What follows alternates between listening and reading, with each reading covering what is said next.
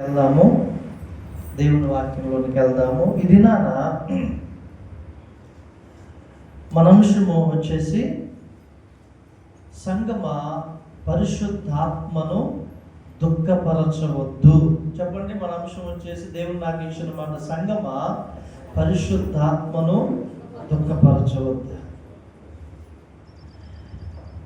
పరిశుద్ధాత్మ దేవుడు చాలా సున్నితమైనటువంటి వారు, చాలా సున్నితమైనటువంటి వారు.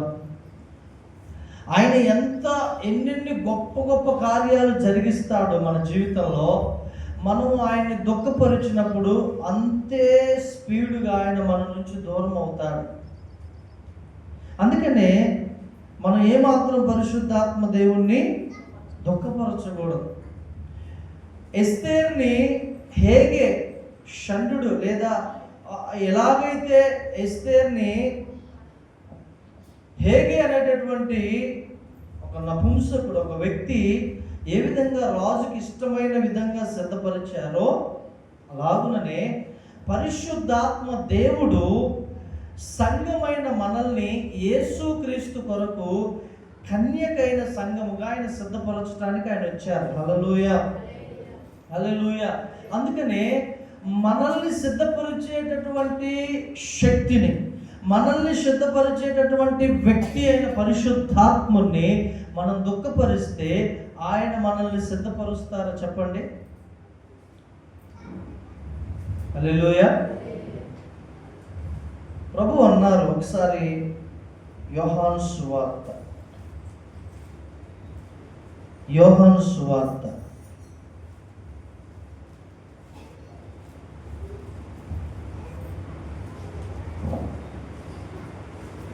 16వ అధ్యాయంలో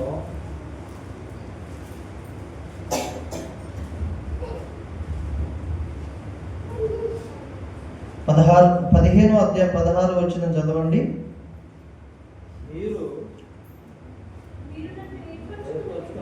క్షమించండి, 14వ అధ్యాయము 16 వచనం. నేను తండ్రిని వేడుకొందును, మీ యొద్ద ఎల్లప్పుడూ నుండుటకై ఆయన వేరొక ఆదరణకర్తను, అనగా సత్య స్వరూపియకు ఆత్మను, వేరొక ఏమంటున్నారండి? ఆదరణకర్తను, అనగా ఉత్తరవాది పరిశుద్ధాత్ముడు. హల్లెలూయా, హల్లెలూయా. ఇంకా చూడండి, కిందకి ఏమంటున్నాడు? లోకము ఆయనను చూడదు, ఆయన ఎరగదు గనుక ఆయనను పొందనేరదు. మీరు ఆయనను ఎరుగుదురు, ఆయన మీలో కూడా నివసించును, మీలో ఉండు. ఇప్పుడు 16వ అధ్యాయం 13వ వచనం చదవండి. 16వ అధ్యాయము 13వ వచనం. అయితే ఆయన, అనగా సత్య స్వరూపి అయిన ఆత్మ వచ్చినప్పుడు మిమ్మును సర్వసత్యములోనికి నడిపించును. ఆయన తనంతట తానేమీ బోధింపక వేటిని వినునో వాటిని బోధించి సంభవింపబో సంగతులను మీకు తెలియచేయదు. ఇది పరిశుద్ధాత్మ దేవుడు చేసేటటువంటి కార్యం. ఇంకా మీకు క్లుప్తంగా మీరు తెలుసుకోవాలనుకుంటే ఒకసారి ఎఫెసీయులకు రాసినటువంటి పత్రికలోనికి రండి. ఎఫెసీయులకు రాసిన పత్రిక 1వ అధ్యాయం 14వ వచనం చదివినట్లయితే, 13వ వచనం చదివినట్లయితే, మీరును సత్యవాక్యమును, అనగా మీ రక్షణ సువార్తను విని క్రీస్తునందు విశ్వాసముంచి వాగ్దానము చేయబడిన ఆత్మచేత ముద్రింపబడితిరి, దేవుని మహిమకు కీర్తి కలుగుటకై ఆయన చూడండి, ఆయన సంపాదించుకొనిన సొత్తైన ప్రజలు విమోచనము కలుగు నిమిత్తము ఈ ఆత్మ మన స్వాస్థ్యమునకు సంచకరువుగా ఉన్నాడు. ఈ ఆత్మ మన స్వాస్థ్యమునకు సంచకరువుగా ఉన్నాడు. అందరు చెప్పండి, ఈ ఆత్మ మన స్వాస్థ్యమునకు సంచకరువుగా ఉన్నాడు. అందరూ చెప్పండి, మరలా చెప్పండి, అందరూ చెప్పాలి. మన స్వాస్థ్యమునకు సంచకరువుగా అంటే అడ్వాన్స్గా దేవుడు ఇచ్చాడు. అడ్వాన్స్గా ముందుగానే పరిశుద్ధాత్మ దేవుణ్ణి ప్రభు పంపించాడు ఈ లోకానికి, పరిశుద్ధాత్మను. ఎందుకయ్యా అంటే మనము పొందబోయే స్వాస్థ్యములో మనల్ని ప్రవేశించడానికి అర్హులుగా ఉండు నిమిత్తం పరిశుద్ధాత్మ దేవుడు మనల్ని సిద్ధపరచడానికి తండ్రి అయిన దేవుడు ఈ లోకానికి పంపించారు. హల్లెలూయా. అందుకనే సంగమా, ప్రతి ఒక్క క్రైస్తవుడు పరిశుద్ధాత్మ చేత నింపబడాలి. ఎవరి చేత? పరిశుద్ధాత్మ చేత నింపబడాలి అనేది ఒక ఆజ్ఞ మనకి. ప్రభు అంటారు, రోమీయులకు రాసిన పత్రికలు ఆయన అంటారు, ఆత్మ లేనివాడు నా వాడు కాడు. ఆత్మ లేనివాడు నా వాడు కాడు. మరి గమనిద్దాం, దేవుని యొక్క ఆత్మ చేత మనము నింపబడాలి. దేవునికి స్తోత్రం, హల్లెలూయా. మన అంశం వచ్చేసి ఏంటంటే సంగమా, పరిశుద్ధాత్మను దుఃఖపరచవద్దు. దుఃఖపరచవద్దు. ఎఫెసీయులకు రాసిన పత్రికలో అక్కడ చూడండి, ఆ మాట చదవండి. 30వ వచనం, 4వ అధ్యాయం.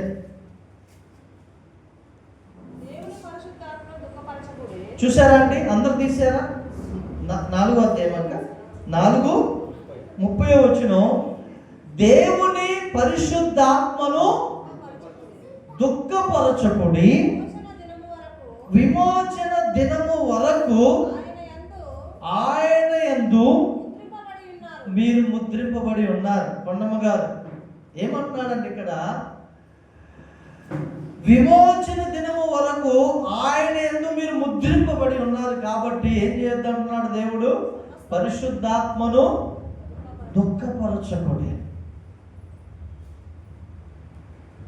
ఆయన చాలా సున్నితమైనటువంటి వ్యక్తి పరిశుద్ధాత్మ దేవుడు.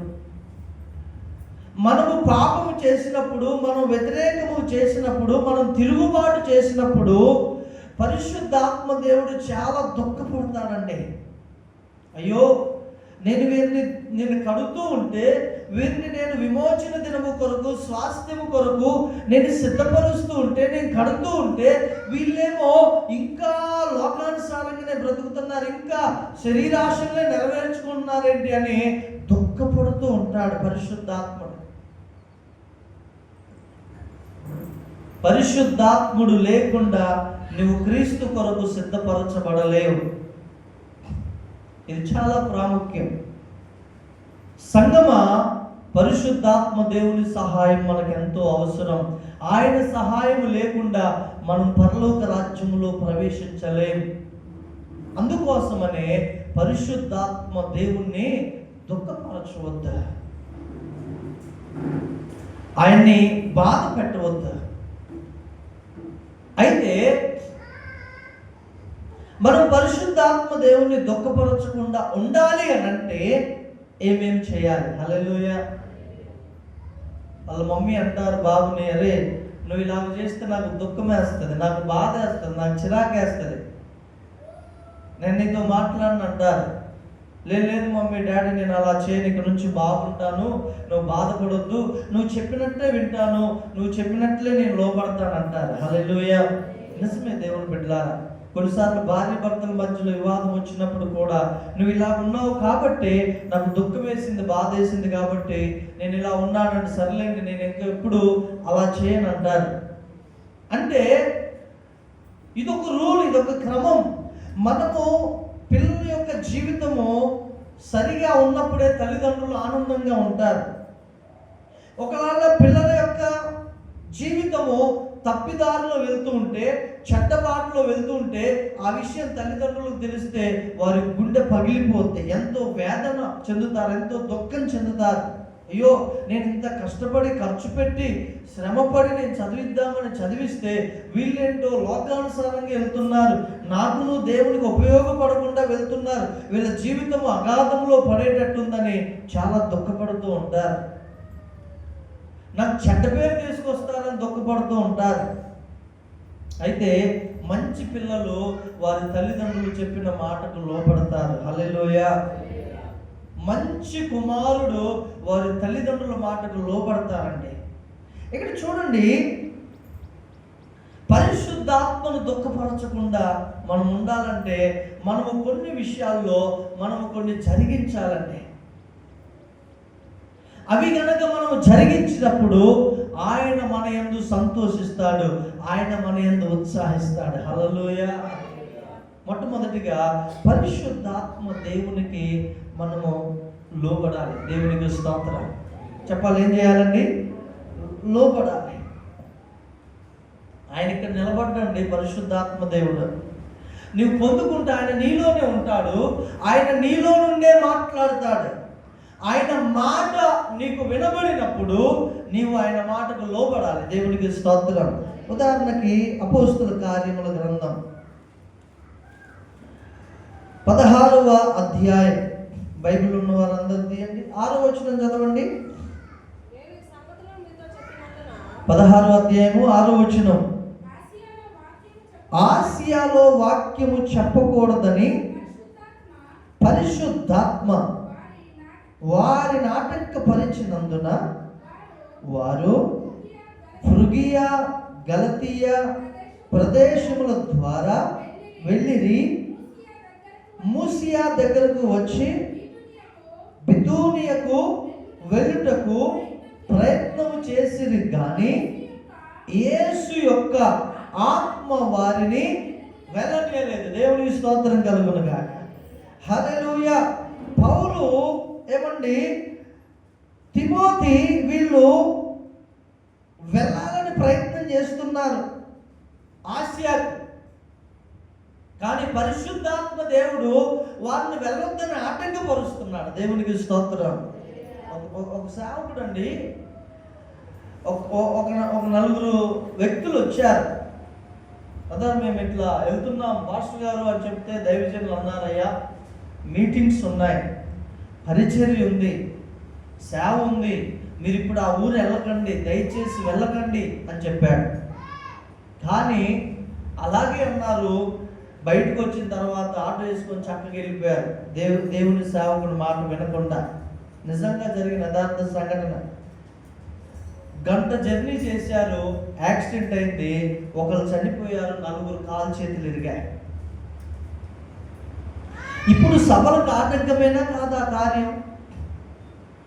దేవుని సేవకుడు దేవుని ఆత్మచేత ప్రేరేపించబడి గద్దించినట్లుగా చెప్పినప్పుడు ఆ నలుగురు వ్యక్తులు లోపడకుండా వెళ్ళిపోయారు. వీళ్ళు అనుకున్నారు పాస్టర్ గారి మాట ఏంటిలే, మనం చేసుకోవచ్చులే అన్నారు. కానీ అక్కడ చెప్పింది దైవజనుడే, కానీ అతన్ని ప్రేరేపించింది ఎవరు? పరిశుద్ధాత్ముడు. చాలాసార్లు సంఘం విశ్వాసులు సేవకుని మాటను చాలా సింపుల్గా తీసి పక్కన పడేస్తారండి. సింపుల్గా అలా తీసి పక్కన పడేస్తారు. నో, అలా చేయకూడదు. దైవజనుడు ఎప్పుడూ కూడా ఒక విషయం గద్దించి చెప్తున్నాడంటే దేవుని ఆత్మచేత ప్రేరేపించబడి ఆ మాటకు మనం లోబడాలండి. చూడండి బ్రదర్, ప్రేర్ చేసుకోండి బ్రదర్, మీకు సమాధానం ఉంటే వెళ్ళండి అనేది వేరు. లేదు బ్రదర్, మీరు అది చేయకూడదు, అది వెళ్ళకూడదు, అది తినకూడదు, అది తాగకూడదు, అక్కడికి మీరు అసలు అక్కడ కనకూడదు అనేసి గట్టిగా హెచ్చరించి కనుక చెప్పితే ఖచ్చితంగా ఆ మాటను సీరియస్గా తీసుకోవాలి మనం. హల్లెలూయా. ఇక్కడ పరిశుద్ధాత్మ దేవుడు పౌలుని ఆటంకపరుస్తున్నారు, ఆసియా వెళ్ళొద్దండి అని. ఈయనేమో వెళ్ళాలి, వాక్యం చెప్పాలి, అక్కడ సంఘాన్ని బలపరచాలి, చాలా ఆతృతగా ఉన్నాడు, చాలా స్పీడ్గా ఉన్నాడు. అని ఈ సమయంలో ఏమిటి పరిశుద్ధాత్ముడు ఆటంకపరుస్తున్నాడు? కొన్నిసార్లు అనుకుంటా, పరిశుద్ధాత్మ దేవుడు కాదేమో, సాతానుడు ఏమన్నా ఈ విధంగా చేస్తున్నాడేమో అనుకుంటా. నో, దేవుడు కొన్నిసార్లు అది మంచిదైనట్టుగా ఉన్నా అక్కడికి వెళ్ళొద్దని ఆటంకపరుస్తారు. నిన్ను ఏ ప్లేస్లో దేవుడు పెట్టాడో ఆ ప్లేస్లోనే ఉండు. ఆ ప్లేస్ కాదని ఏదో ఉద్రేకంతో వెళ్తే మనమే నష్టపోతాం. దేవుని ఆత్మ వద్దు అని చెప్పి నిన్ను ఒక్కడ ఉంచినప్పుడు అక్కడ ఉండాలి. హల్లెలూయా. ఇస్సాకు, నువ్వు గెరారులోనే ఉండాలి, ఐగుప్తుకి వెళ్ళొద్దు అన్నాడండి. దేవుడు చెప్పాడు. ఇస్సాకు, కరువు వచ్చిందయ్యా నేను వెళ్తానంటాను. కరువు వచ్చినా ఇక్కడే ఉండు, గెరారులో, ఐగుప్తుకి వెళ్ళకు. ఐగుప్తులో పచ్చని పంటలు ఉన్నాయి, అక్కడ ధాన్యం ఉంది, సంపద ఉంది. ప్రభువా నేను వెళ్తానంటే, నో ఇస్సాకు, నువ్వు గెరారులోనే ఉండి ఇక్కడ నుంచి వెళ్ళకన్నాడు. ఆ సంవత్సరం ఆ దేశం అందున్నవాడే ఆ కరువులో కూడా విత్తనం వేసి 100 ఫలం పొందాడు. హల్లెలూయా. దేవుని ఆత్మకు మనము లోబడితే, మనము ఎక్కడైతే దేవుడు ఉండమని చెప్పాడో, ఏదైతే చేయమని చెప్పాడో అక్కడ ఉండి అది చేసినప్పుడు దానిలో 100% ఫలాన్ని మనం అనుభవిస్తాం. దేవుని స్తోత్రం. మన సొంత ఆలోచన ఉద్రేకాలతో గనక మనం దేవుని మాటకు లోబడకుండా అలా వెళ్ళామనుకోండి, చాలా నష్టపోతాం. ఒకరోజు ఒక యవనస్తుడు చెప్పారే, నువ్వు చర్చికి రావాలి. అలా వస్తానన్నాడు. పొరపాటును కూడా చర్చికి వచ్చినాక చర్చిలో నుంచి బయటికి వెళ్ళకూడదు, దేవుడు నాకు చూపించాడు, జాగ్రత్త అంటే సరే అన్నాడు. ఆ రోజు చర్చికి వచ్చాడు. వచ్చి అలా ఆరాధన జరుగుతుందో లేదో ఫోన్ వచ్చింది అబ్బాయికి. ఫోన్ రాగానే ఆ వ్యక్తి చేసి, ఇంటికి రా, ఇక్కడ సమస్య అంటే, నేను చెప్పాను కదా ముందే, మందిరంకి వచ్చినాక మందిరంలో నుంచి బయట వెళ్ళకూడదు, అది చాలా ప్రమాదం, దేవుడు నాకు నిన్ను చూపించాడన్న. వినకుండా వెళ్ళిపోయాడండి. చివరికి ఏమైంది తెలుసా? అతను మందు దాగి చనిపోయే స్థితికి వెళ్ళిపోయాడు. సాతానుడు అలా అలుముకుంటాడండి. ఒక దైవజనుడు దేవుని ఆత్మ చేత ప్రేరేపించబడి ఒక మాట మనం చెప్పినప్పుడు ఆ మాటను మనం సీరియస్గా తీసుకొని అందులో నిలిచి ఉండాలి. హల్లెలూయా. అందులో నిలిచి ఉండాలి. అలా ఉన్నప్పుడే 100% మనం ఫలిస్తాం. వెళ్ళకూడదు అన్నాడు పౌలు. అలాగే ఉన్నాడు, కనిపెడతాడు. నెక్స్ట్ డే ఏమైందో చూడండి, 8వ వచనం. అంతటి వారు త్రోయకు వచ్చిరి. అప్పుడు మాసిదోనియా దేశస్థుడు ఒకడు నిలిచి, నీవు మాసిదోనియాకు వచ్చి మాకు సహాయం చేయమని తనను వేడుకొనుచున్నట్టు రాత్రి వేళ పౌలునకు దర్శనము కలిగిన. అతనికి ఆ దర్శనం కలిగినప్పుడు వారికి సువార్త ప్రకటించిన దేవుడు మమ్మల్ని పిలిచి ఉన్నాడని మేము నిశ్చయించుకొని వెంటనే మాసిదోనియాకు బయలుదేరి వెళ్ళుటకు యత్నము చేస్తుంది. హల్లెలూయా. దేవుడు ఒకవైపు నువ్వు వెళ్ళొద్దు అన్నాడు అంటే మరొక వైపు నీకు దేవుడు ద్వారాలు తెరిచాడని అర్థం. ఒకటి దేవుడు నిన్ను చేయొద్దు అన్నారు అని అంటే మరొకటి ఏదో చేయాలని దేవుడు నీ జీవితంలో నిశ్చయించారని అర్థం. మనము దేవుని మాటకు లోబడి బ్రతకాలి, కానీ వాళ్ళ మాటలు వీళ్ళ మాటలు వింటే నష్టపోతాం. దేవుడు బిడ్డలారా, దేవుని మాట, దేవుని ఆత్మ ప్రేరేపణ, అందరితో పరిశుద్ధాత్ముడు మాట్లాడతారు. నువ్వు నిశ్చయత కలిగి ప్రార్థన చేస్తే, నువ్వు కనుక దేవుణ్ణి కనుక నువ్వు అడిగితే ఆయన నీ ప్రార్థన వింటాడు. ఏది చేయాలో దేవుడు చెప్తారు, ఏది చేయొద్దో కూడా దేవుడు చెప్తారు. హల్లెలూయా. చరణ్ ఒకసారి బయటకు పిల్లలు కలిసి అర్థమవుతుందండి. ఏది చేయాలో దేవుడు చెప్తారు, ఏది చేయొద్దో కూడా చెప్తారు. ఇక్కడ ఆసియాకి వెళ్ళాలంటే ఆత్మదేవుడు అడ్డుకున్నారు, మాసిదోనియాకు పంపించారు. మరలా అడ్డుకున్నారు, కానీ ఆ నెక్స్ట్ మరలా కలలో దేవుడు పౌలు చేత పౌలును దర్శించి మాసిదోనియా అద్భుతమైన పరిచర్య జరిగించారు. హల్లెలూయా. మాసిదోనియా కూడా వెళ్ళారు. తర్వాత ఆయన అంటాడు పౌలు, మేము ఆసియాలో మృగములతో పోరాడితిమి తిమోతి అంటాడు. ఎవరితోటి? మృగములతోటి. వెళ్ళాలి, ఆ ప్రాంతం కూడా వెళ్ళాలి, కానీ ఇది కాదు సమయం అంటారు. హల్లెలూయా. చెప్పండి, పరిశుద్ధాత్మ దేవుడు దుఃఖపడకుండా ఉండాలంటే మనం ఏం చేయాలి? మొట్టమొదటిగా అందరూ చెప్పట్లేదండి. ఏం చేయాలి? మనము లోపడాలి. ఏం చేయాలండి? లోపడాలి. లోపడదామా? ఆత్మదేవునికి లోపడదామా? పరిశుద్ధాత్మ దేవునికి లోపడదామా? హల్లెలూయా. రెండవదిగా, పరిశుద్ధాత్మ దేవుడు మన ద్వారా సంగమ దుఃఖపడకుండా ఉండాలంటే చాలా ప్రాముఖ్యమైనది పాపమునకు దూరంగా పారిపోవాలి. చెప్పండి. రెండవదిగా, మన జీవితాలు ఆశీర్వాదంగా ఉండాలంటే అది చేయాలండి.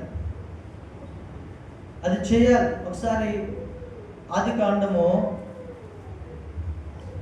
39వ అధ్యాయం 12వ వచనం చదవండి. చూడు. ఆదికాండము 39వ అధ్యాయము 12వ వచనం. అప్పుడు ఆమె యోసేపు వస్త్రం పట్టుకొని చెప్పగా అతడు తన వస్త్రమును ఆమె చేతిలో విడిచిపెట్టి, చూసారండి, దేవుడు ఎంత సంతోషిస్తాడండి. అసలు దేవుని హృదయం ఎంత పరవశిస్తుందో తెలుసా? ఒక క్రైస్తవుడు, ఒక వ్యక్తి పాపము చేయటానికి అవకాశం ఉన్నప్పటికీ అక్కడ నుండి పారిపోతున్నాడంటే ఆ వ్యక్తిని బట్టి దేవుడు గణపరచబడతాడండి. హల్లెలూయా, హల్లెలూయా. పాపం చేయడం చాలా సులువు, కానీ చేయటానికి అవకాశం ఉన్నా పారిపోవటం అనేది దేవునిని గణపరిచేటటువంటి క్రియ. దేవుని బిడ్డలారా, దేవుణ్ణి మహిమపరిచే క్రియ. ప్రైజ్ ది లార్డ్, హల్లెలూయా. కాబట్టి మనం పారిపోయే వారంగా ఉండాలి. ఇంకో వ్యక్తి ఉన్నాడు, సంసోను. 16వ అధ్యాయము 20వ వచనం న్యాయాధిపతుల గ్రంథంలో మనం చూసినట్లయితే అక్కడ ఒక మాట ఉంటుంది, యెహోవా అతనిని ఎడబాసెనని అతనికి తెలియకుండెను. ఈ దినాల్లో చాలా మంది క్రైస్తవులు దేవుని ఆత్మ మాలో ఉన్నాడు, దేవుని ఆత్మ మాలో పని చేస్తున్నాడు అనే భావనతో ఉన్నారు, కానీ నిజముగా ఆయన పని చేయట్లేదండి. నీలో పరిశుద్ధాత్మ దేవుడు పనిచేస్తే నువ్వు ఆ పార్శ్వానికి ఎట్లా ఉరుకుతావు? నువ్వు ఏమండి? నిన్ను బాగు చేసేది పాస్టర్ గారా లేకపోతే దేవుడా? వీళ్ళకి ఒక్క పాస్టర్ గారు సరిపోడండి. హైదరాబాద్ నుంచి వచ్చే పాస్టర్ కావాలి, అమెరికా నుంచి వచ్చే పాస్టర్ కావాలి, ఏమండి, ఆంధ్ర నుంచి వచ్చే పాస్టర్ కావాలి. ఎందుకంటే అట్లా తిరుగుతారు. మనము మోకరించి దేవుని సన్నిధిలో ప్రార్థన చేస్తే ఆయనే విడుదల ఇస్తాడు. దేవునికి స్తోత్రం, హల్లెలూయా. ఇదొక బ్యాచ్. దీన్నే అదునుగా చేసుకొని కొంతమంది పాస్టర్స్ కూడా, అమ్మ నీకు అది ఉందమ్మా, ఇది ఉందమ్మా అని చెప్పేసి నువ్వు అది చేయాలి, ఇది చేయాలంటే వీళ్ళు ఇంకా ఆగుతారా? కానుకలు అట్లా పడేస్తారు. జరుగుతుంది లోకంలో, చాలా బిజినెస్ జరుగుతుందండి అట్లాగా. నో, దేవుడు ఎప్పుడు అట్లా అనలే. నీవు నీ గదిలోనికి వెళ్ళి తలుపులు వేసుకొని రహస్యమందు చూచుచున్న నీ తండ్రికి ప్రార్థన చేయని చెప్పాడు దేవుడు. ప్రభు అన్నారు కూడా, ఇదిగో తోడేళ్ళు అంట గొర్రె చర్మం వేసుకొని ప్రవేశిస్తారు, జాగ్రత్త అన్నారు. మొన్న ఒక అమ్మ 3 రోజుల్లో మా ఇంట్లో ఒక శవం లెగుస్తుందని చెప్పాడండి పాస్టర్ గారు అన్నారు. ఇప్పటికి చెప్పుకోవడం 2 నెలలు అయింది, ఒక్క శవం లేగలే. అవన్నీ అబద్ధాలు. దేవుడు శవం లేపుతాడా? ఎందుకు లేపుతాడు? ఆమె గడగడ ఉనికిపోయి, పాస్టర్ గారు అంటే అసలు నిన్ను ఎవరు ఆయన దగ్గరికి వెళ్ళమన్నారు?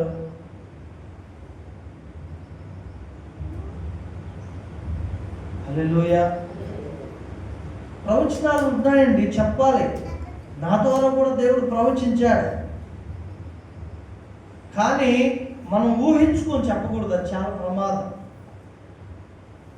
ఎదుటి వ్యక్తిని ఏమో ఆశించి చెప్పేదాన్ని బట్టి మేము డబ్బులు సంపాదించగలమేమో కానీ దేవుని కార్యం అక్కడ జరగదు. అందుకనే ఫస్ట్ ఆఫ్ ఆల్ పాస్టర్లు వెంట పరిగెత్తడం ఆపండి. నేను అలాగే పరిగెత్తి అక్కడికి వెళ్ళి వాక్యం బాగా వచ్చి ఇక్కడికి వెళ్ళి అంటే బెంగళూరు నుంచి మీకు తెలియదు, అసలు టికెట్ తీసుకున్నా కానీ ప్లేస్ లేక వాళ్ళంతా నార్త్ ఇండియన్స్ ఎక్కి మొత్తం ఆ బాత్రూమ్ దగ్గర కూర్చొని 12 గంటలు వచ్చారు. అంత పిచ్చి వాక్యం నేర్చుకోవాలని వినాలని. కానీ దేవుడు నాకు ఒకటి నేర్పించాడండి. ఆ తర్వాత దేవుని పాదాల దగ్గర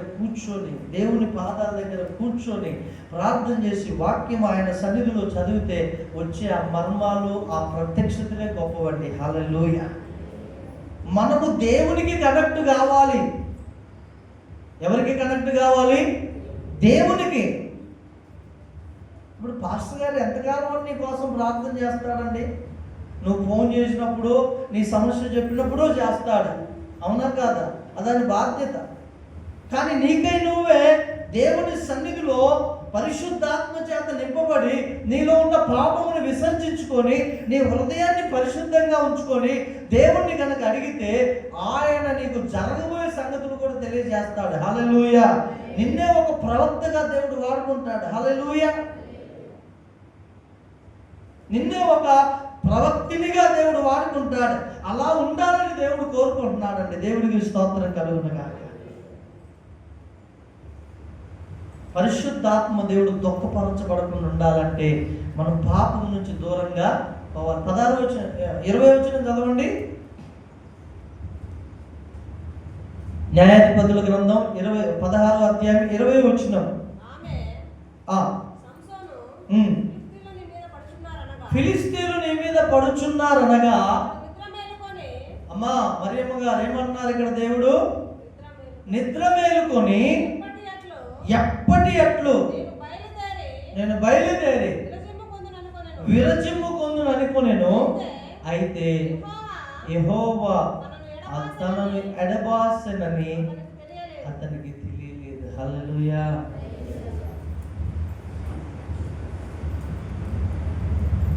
జాగ్రత్త దేవుని బిడ్డలారా. నువ్వు పాపానికి దగ్గరవుతున్నావంటే దేవుని ఆత్మ నిన్ను విడిచి వెళ్ళిపోయారనే నువ్వు గ్రహిస్తున్నావా? పరిశుద్ధాత్మ దేవుడు మనలో నివాసం చేయకుండా ఆయన కొరకు మనం కట్టబడలేమండి. ఆయన కొరకు మనం పెంచబడలేము. అందుకే పాపాన్ని మనం అసహించుకోవాలి, దూరంగా. అటువంటి వ్యక్తులే పరిశుద్ధాత్మ దేవుని సంతోషపెడతారు. మూడవదిగా పరిశుద్ధాత్మ దేవునికి మనల్ని మనం అప్పగించుకోవాలి. ఏం చేయాలండి? అప్పగించుకోవాలి. అయ్యా నువ్వు ఎలా చెప్తే అలాగే, నువ్వు ఏది ప్రేరేపిస్తే, ఏది మాట్లాడితే అలాగే నేను జీవిస్తానయ్యా అని అప్పగించుకోవాలి. ఒకసారి చూడండి, అపోస్తల కార్యముల గ్రంథంలోనే 13వ అధ్యాయంలో 1 నుంచి 3 వచనాలు చదవండి.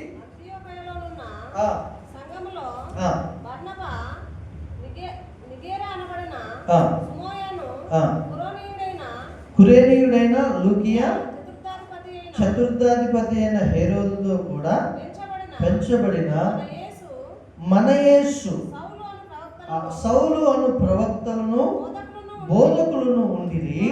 వారు ప్రభువును సేవించుచు ఉపవాసము చేయుచుండగా పరిశుద్ధాత్మ నేను బర్నబాను సౌలును పిలిచిన పని కొరకు వారిని నాకు ప్రత్యేకపరచుడని వారితో చెప్పెను. అంతటా వారు ఉపవాసం ఉండి ప్రార్థన చేసి వారి మీద చేతులుంచి హల్లెలూయా. మేము వెళ్ళమనలేదు బర్నబా పౌలు.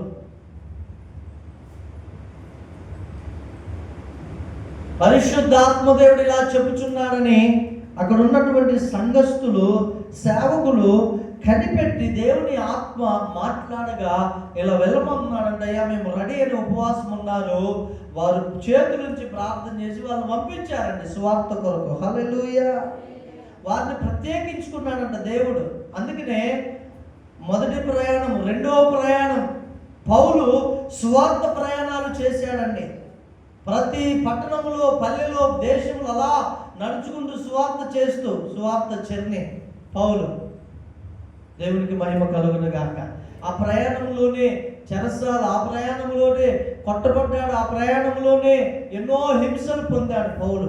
అయితే దేవుడు ఎందుకొరకైతే పౌలుని ఏర్పరచుకున్నాడో ఆ పని కొరకు పరిశుద్ధాత్మ దేవుడు వారిని అలా నడిపిస్తున్నాడు. హల్లెలూయా.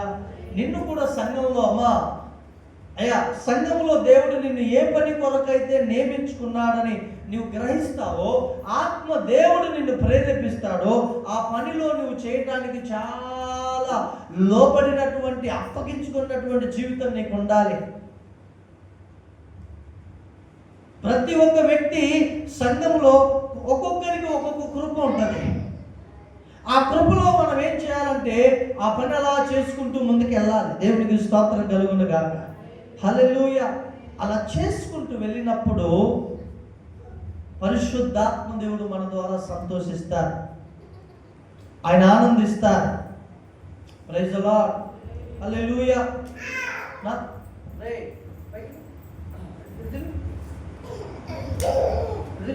కూర్చో, సరే కూర్చో. Praise the lord. హల్లెలూయా. అంతమోదు మరలా చదవండి 3వ వచనం. అంతటా వారు ఉపవాసం ఉండి ప్రార్థన చేసి 4వ వచనం చదవండి. కాబట్టి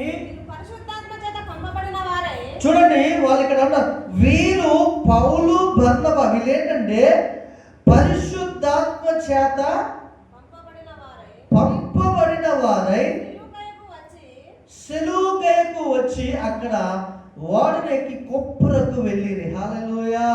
వారు పరిశుద్ధాత్మ చేత పంపబడ్డారు. దేవుని బిడ్డలారా, ఎవరి చేత? దేవుని సంగమా. నీ బిడ్డలు కూడా వారు చదువుకునేటప్పుడు దేవుని అడగాలి. ఏ స్కూల్, ఏ కాలేజ్, ఏ ప్రదేశం పంపించాలి. దేవుని దగ్గర ప్రార్థన చేసి కనిపెట్టి సమాధానం వచ్చినప్పుడు అక్కడ వారికి పంపించినప్పుడు వారికి క్షేమం. హల్లెలూయా. వారికి ఆరోగ్యం. తల్లిదండ్రులుగా మీరు నిర్ణయం తీసుకునే ముందే దేవుని దగ్గర నిర్ణయం తీసుకోవాలండి. అది వారికి క్షేమం. Praise the Lord. పరిశుద్ధాత్మ ద్వారా నువ్వు అక్కడికి వెళ్ళాలి. నువ్వు జాబ్ ట్రాన్స్ఫర్ అయినా, నువ్వు జాబ్ చేస్తున్నా, నువ్వు దేవుణ్ణి అడగాలి, ప్రభువా నేను ఎక్కడికి వెళ్ళుంటే నీ చిత్తమో, ఎక్కడ పోస్టింగ్ రావడం నీ చిత్తమో అదే నాకు అనుగ్రహించిన ఆయన. ఇలాగున మనల్ని మనం దేవునికి అప్పగించుకుంటే అది మనకు క్షేమాభివృద్ధిని కలుగజేస్తుంది. పరిశుద్ధాత్మ దేవునికి కూడా సంతోషాన్ని కలుగజేస్తుంది. హల్లెలూయా. 4వదిగా చెప్పి ముగించేస్తాను. పరిశుద్ధాత్మని మనము ఆరాధించే వారముగా ఉండాలి. ఎలా ఉండాలండి? కేర్లెస్గా, నిర్లక్ష్యంగా కాదు. మీకు అర్థం కావాలంటే ఇప్పుడు మన మధ్యలో ఎవరున్నారు చెప్పండి? ఎవరున్నారు? మరి యేసు ప్రభు ఎక్కడున్నారు? యేసు ప్రభు ఎక్కడున్నారండి? ఆలోచిస్తున్నారు. యేసు ప్రభు ఎక్కడున్నారు? హల్లెలూయా. యేసు ప్రభు ఇప్పుడు ఆయన తండ్రి కుడి పార్శ్వమున కూర్చొని ఉన్నాడు పరలోకంలో. హల్లెలూయా. ఆయన వెళ్ళాడా లేదా? నేను వెళ్ళి వేరొక ఆదరణకర్తను, ఉత్తరవాదిని నేను పంపిస్తా. ఆయన ఏం చేస్తున్నాడు మరి? తండ్రి కుడి పార్శ్వమున సంఘము కొరకు విజ్ఞాపన చేస్తున్నాడు. అంటే ఇప్పుడు మనం పూర్తిగా లోపడవలసింది పరిశుద్ధాత్మ దేవునికి. తండ్రి నన్ను నడిపించు, ఆత్మదేవుని అలా ఆరాధించ. పరిశుద్ధాత్మదేవుని ఆత్మ చేత మనము తండ్రిని, కుమారుణ్ణి మనం ఆరాధిస్తూ ఉంటామండి. ఒకసారి అపోస్తుల కార్యములు మాట చదివి ముగించుకుందాం. చూడండి, 21వ అధ్యాయంలో 8వ వచనం చదవండి. అపోస్తుల కార్యములు 21వ అధ్యాయం.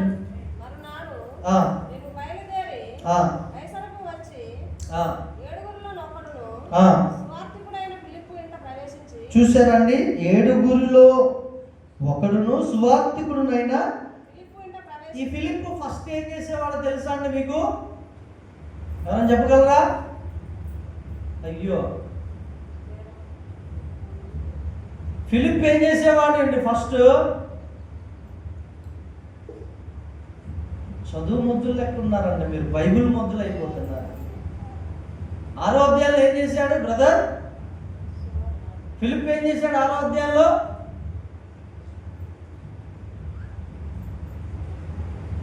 భోజనం వడ్డించేవాడు. ఏం చేసేవాడు? అవునా కదా? భోజనం వడ్డించడానికి ఆత్మచేత నింపబడిన వారిలో ఎంతమందిని దేవుడు ఎన్నుకోమన్నాడు? 7గురిని. 7గురిలో ఒకరెవరు? హల్లెలూయా, ఫిలిప్పు, ప్రొకానోరు, స్టెఫను, వీళ్ళందరూ ఉన్నారు కండి. అయితే అక్కడ నుండి ఫిలిప్పు అలా స్వార్థ ప్రకటిస్తూ వెళ్తూ గొప్ప సేవ చేస్తూ 9 పిల్లల్ని కన్నారు. ఆడపిల్లలు 9. వాళ్ళు ఏంటంటే 9వ వచనం చూడండి. కన్యకలుగా ఉన్న 9వ వచనం, 9 కుమార్తెలు అతని పుండిరి. చూసారండి, తండ్రి ఎంత ఆత్మచేత నింపబడిన వాడైతే కుమార్తెలు కూడా అంత ఆత్మచేత నింపబడి ప్రవచిస్తున్నారంట. మీ అమ్మాయి ప్రవచిస్తుందా అండి? మీ అబ్బాయి ప్రవచిస్తున్నాడా? ప్రవచనాలు చెప్తున్నారా? హలో, చెప్తున్నారా? సమయం దొరికితే సార్ సెల్ ఫోన్ పట్టుకోవడం, రోడ్ల కొలతలు వేయటం. రోడ్ల కొలతలు, అది బురదైనా పర్లేదు, అది పెంటైనా పర్లేదు, ఇంకేదే రోడ్ల కొలతలు. ఎప్పుడైనా మీ యవన కుమారులు, యవన బిడ్డలు ఏమండి ఇంట్లో ఉన్నారా? ప్రార్థన చేసుకోవటం మీరు చూసారా? తల్లిదండ్రులుగా మోకరించి ఆత్మచేత నింపబడే ఆ విధానంలో యవన బిడ్డలు ఉండాలండి. మండుతూ ప్రకాశిస్తూ ఉండాలి. హల్లెలూయా, దేవునికి స్తోత్రం. అలా ఉన్నప్పుడే ఆత్మదేవుడు నిన్ను బట్టి సంతోషిస్తాడు. అలా ఉన్నప్పుడే నిన్ను బట్టి పరిశుద్ధాత్ముడు ఆనందిస్తాడు. ఇంకేం తెలుసండి, తల్లిదండ్రులు చక్కగా జాబ్కో, ఆ పనికో, ఈ పనికి వెళ్తే ఇంట్లో ఉన్న యవన బిడ్డలు ప్రార్థన చేయాలి. ఒక కొంప ఉంటుంది, ఆ కొంపలోకి వెళ్ళి ముచ్చట్ల. అలా ఉండొచ్చు అండి? అలా ఉండకూడదు. మనకు సమయం దొరికిన కొలది యవ్వన బిడ్డలు బాగా ప్రార్థన చేయాలంటే, అలా చేసినప్పుడు పరిశుద్ధాత్మ దేవుడు మిమ్మల్ని అసాధారణమైన వ్యక్తులుగా ఆయన నిలబెడతాడు. దేవునికి స్తోత్రాలు. అసాధారణమైన వ్యక్తులుగా మీరు మీ శక్తి ద్వారా ఎన్ని సంవత్సరాలు, ఎన్ని నెలలు, ఎన్ని రోజులు కష్టపడినా చేయని ఒక గొప్ప కార్యాన్ని ఆత్మదేవుడు నీకు సహాయం చేస్తే కొన్ని నిమిషాల్లోనే నువ్వు చేయగలవు. హల్లెలూయా, అది దేవునికి ఉన్నటువంటి శక్తి. Praise the lord. యవన బిడ్డలు ప్రవచించాలండి. దేవుని వాక్యం చెప్తుంది, అంత్య దినాల్లో యవనస్తులు కలలు గంట, వృద్ధులు కలలు గంట, యవనస్తులు ప్రవచిస్తారు అన్నారు. మీ పిల్లలు ప్రవచిస్తారని దేవుడు చెప్పాడు. ఆ మార్గంలో మన బిడ్డలు పెంచాలండి. లేకపోతే ఒక దినం వస్తుంది, ఆ దినాన నీ బిడ్డల జీవితం చూసి నువ్వే దుఃఖపడతావు, నువ్వే ఏడుస్తావు. అందుకే 22వ అధ్యాయం సామెతల గ్రంథం 6వ వచనం చెప్తుంది, బాలుడు నడవలసిన త్రోవను వానికి నేర్పుము, వాడు పెరిగి పెద్దవాడైనప్పుడు దాని నుండి తొలగిపోడు. వారి తల్లి యోసేపును అలా పెంచిందండి. 5-6 సంవత్సరాలు పెంచి చనిపోయింది. కానీ ఆ 5-6 సంవత్సరాల పెంపకమే యోసేపుని ఉన్నత స్థితిలో నిలబెట్టింది. బయట ఎవరు చెప్పినా వింటారో వినరో కానీ ఒక తండ్రి, ఒక తల్లి కూర్చోబెట్టి కొన్ని మాటలు చెప్తే పిల్లలకి తరతరాలు గుర్తుంటుంది. అంటారు, మా నాన్నగారు ఇలా చెప్పేవాళ్ళండి నా చిన్నప్పుడు కూర్చోబెట్టి, మా అమ్మగారు ఇలా చెప్పేవారండి చిన్నప్పుడు ఇలా కూర్చోబెట్టి, అది మేము పాటించాం, అందుకే ఇంత గొప్ప వాళ్ళం అయినారు. అంటే తల్లి మాట, తండ్రి మాట అంత ఎఫెక్టివ్గా పనిచేస్తుంది. ఫిలిప్ అలాగే చేశాడు. అందుకే 9వ వచనం మరలా చదవండి. కన్యకలుగా ఉన్న 9 కుమార్తెలు అతని పుండిరి, వారు ప్రవచించువారు. దేవునికి స్తోత్రం. వారు ప్రవచించువారు. నీ బిడ్డలు, యవన బిడ్డలు బైబిల్ చదువుతున్నారో లేదో గమనిస్తున్నారా? యవన బిడ్డలు ప్రార్థన చేస్తున్నారో లేదో తల్లిదండ్రులు గమనిస్తున్నారా?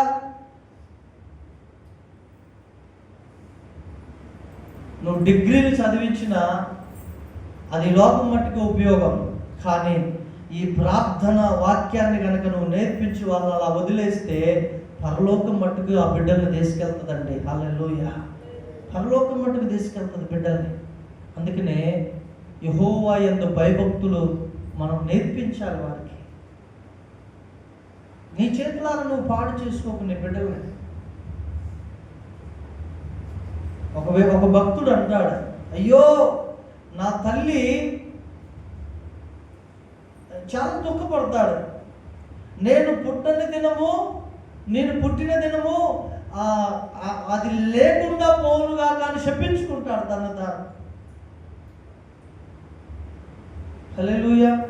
కాబట్టి మన బిడ్డలండి ప్రవచించే స్థాయికి అంత ప్రార్థన పరులుగా అంత పరిశుద్ధులుగా ఎదిగినప్పుడు పరిశుద్ధాత్మ దేవుడు ఆనందిస్తాడు. యవన బిడ్డలు దేవుడు వాడుకుంటాడు. దేవుని స్తోత్రం. హల్లెలూయా. నాకు తెలిసిన సహోదరుడు చాలా పూర్ అండి.